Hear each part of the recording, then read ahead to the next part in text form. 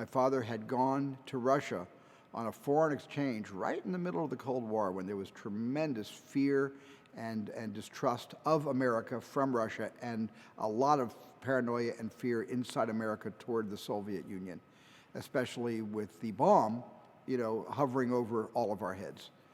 And I remember when Dad went to Russia just after Francis Gary Powers was shot down. And my dad stood in line with 3 other associates from General Electric. It was a foreign exchange. They sent some Russian engineers to Arizona, and GE sent some American engineers, and my dad was chosen to go over to exchange some ideas. And so it was a détente in a sense, a good first step. But Gary Powers had just been shot down, and my dad stood in line because they were putting his flight suit, helmet, and the remains of the U-2 for everybody in Russia to stand in line, the same way they stand in line for Lenin's tomb to see what America did. And that's exactly what happened to my dad. He was about an hour away from getting to the front of the line. It was a very slow-moving line. And a couple of Russian military approached my dad, asked for his passport and his friends' passports, saw they were Americans, and then crooked a finger and got them to the head of the line, like cuts.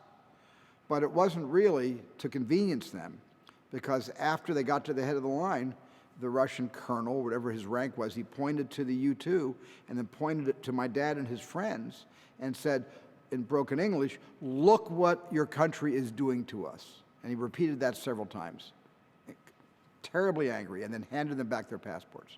And that was the end of it. I never forgot that story.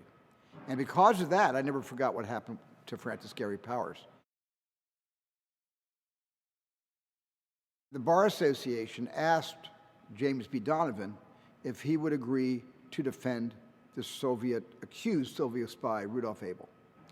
And it was a very dangerous time to get into the headlines standing up for a spy. I think I just took everything that I've known in my relationship, my friendship with Tom, that served me so well and served Tom so well on Saving Private Ryan, and it's just been a breeze working with him all these years and through, 4 films now.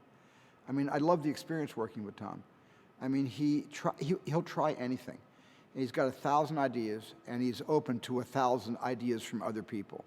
And he's just like this incredibly creative vessel that just wants to figure it out in a more original way.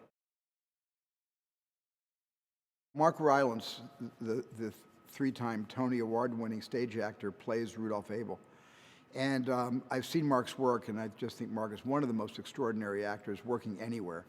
And I saw him in Twelfth Night, and that pretty much cinched it for me anyway, and asked him if he'd play the character. Bridge of Spies is a thriller.